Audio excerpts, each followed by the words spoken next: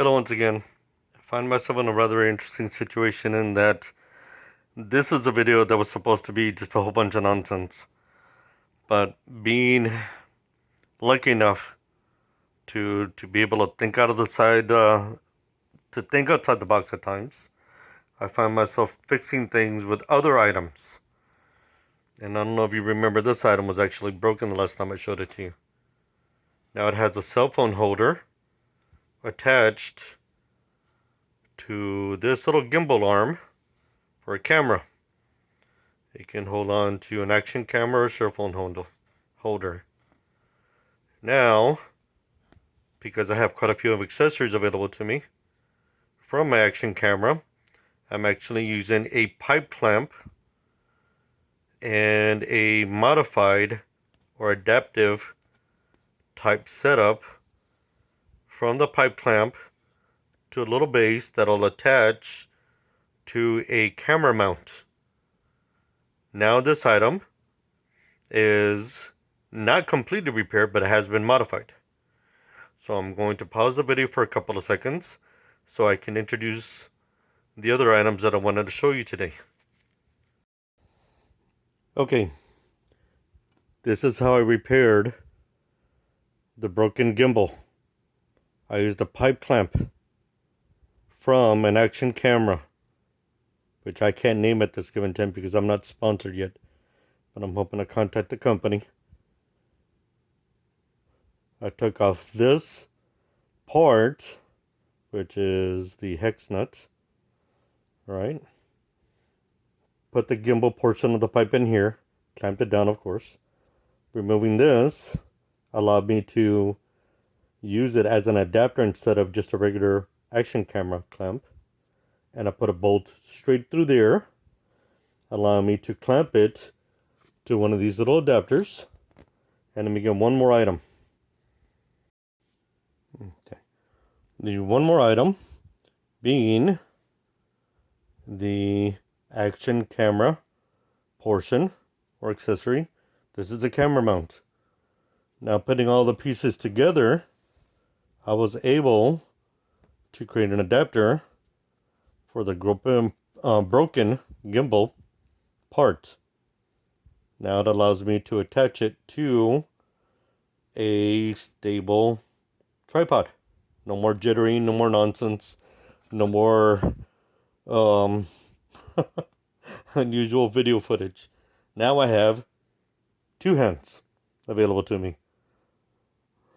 Left, oops, sorry, let me try again. Left and right. Aye, here we are. All right, I'm going to pause the video one more time because I need to show you some of my other accessories. Okay, the accessories in front of you now. This is my very first PC toolkit. Just a very generic one, no name brand. If I were to open up the item, you'll see exactly what I mean. I'll explain the napkin later. If you stay to the end of the video, I'll hand you one of my tried and true secrets for taking things apart and putting them back together for repair. This napkin is going to be a very, very handy item. I trust and I hope that you'll stay to the video and trust when I tell you it's a very, very useful item in a toolkit. Okay, so you got your generic drivers here along with your screwdrivers. Okay, and you got your tweezers here, your IC chip pullers, and you've got a little parts grabber type claw type tool. No big deal. I'm not going to spend a lot of time on it because it's just a very generic toolkit.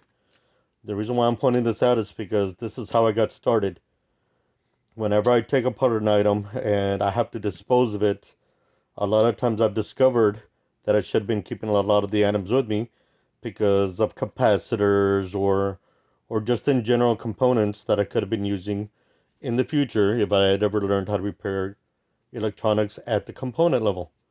This is a very useful tool, believe it or not. This used to be an accessory cover on a computer for like sound cards, modems, video cards, and so forth. This I've actually used as a screwdriver, flathead screwdriver, and a box opener. Gotta watch out with the machine sides. They can be very sharp. It's okay. So let me go on. The reason why I'm shooting this video, one of the other reasons why I'm shooting this video, is because I've been very lucky in being a field technician, and whenever I drive out, I try to return tools that I find in parking lots or along the roadside. This is one of my favorite finds. These are a lineman's pliers. I wish I had had a chance to return them to the gentleman or lady that might have dropped them off or lost them alongside the road. They had been one of my trusted tools, and I hope someday that if I ever find the technician, I'd be able to return it to him. I have yet to find them. Okay, these lineman pliers have been very useful in cutting wires and crimping terminals. Okay, as I'd stated previously, you'll find that these tools in themselves don't have to be used for their given purposes.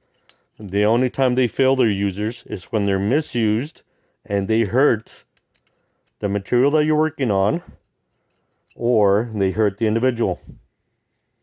You've got to be very careful. These are not toys. I use this to cut the dowels on the battery eliminator. I used a plumbing item as a carpentry item for an electronic setup. So I went from plumbing to carpentry, being the wood dowels, to electronics. So remember, you can find the multiple uses for your tools so long as you're very careful and you do not hurt yourself or pinch yourself. All right, watch this. I'm going to show you a very, very useful item in this napkin. If you take this napkin and you fold it over so,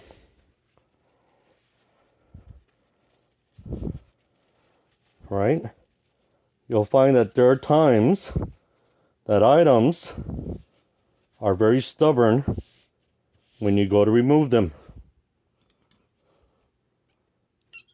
These pliers do lock and multiply your torque force.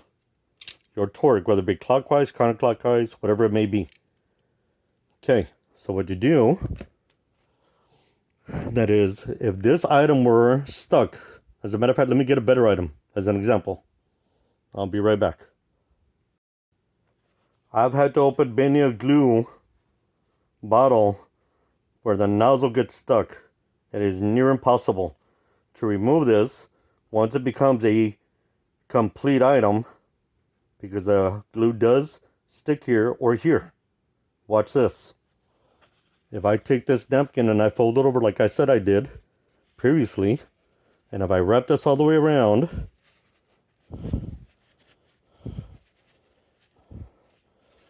I'll find that if I adjust my pliers to the right dimensions,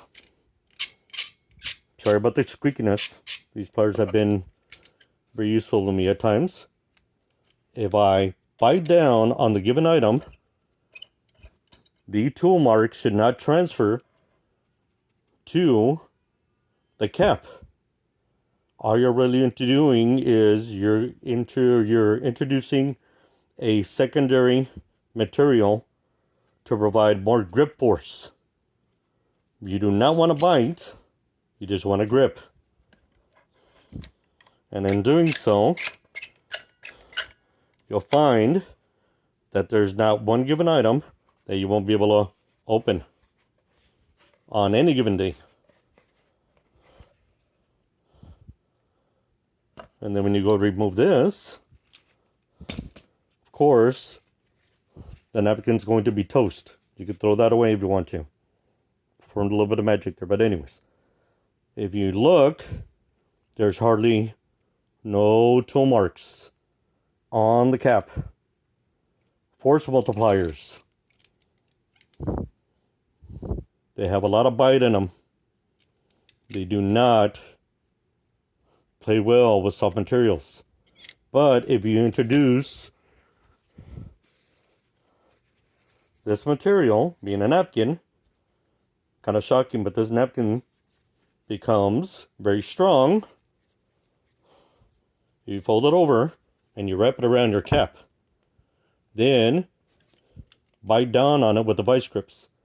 You'll find that you can remove this cap without destroying the cap. Let me try that again. You can remove this cap by using the vice grips, and you won't destroy it. There are minor tool marks on there, but that's because I had done it previously. But I can still open and close this now without any problems. So, thank you once again. I appreciate your patience, and I look forward to the next video.